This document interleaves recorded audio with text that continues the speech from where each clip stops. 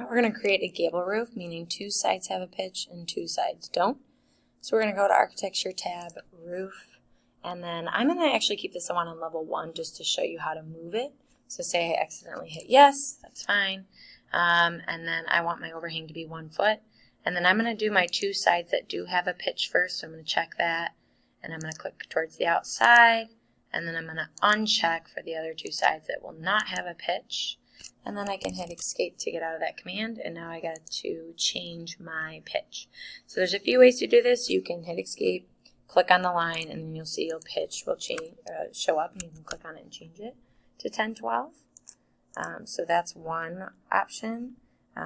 The other option, what you could do if let me change that one. You could highlight both of them, and if they're the same, you could change the pitch over here. So that's another option.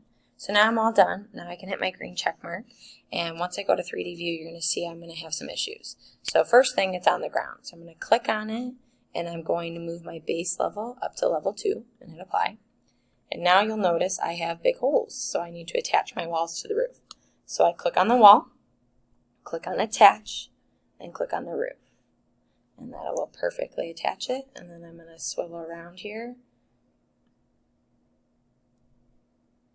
and click on my wall, click on attach, and click on roof.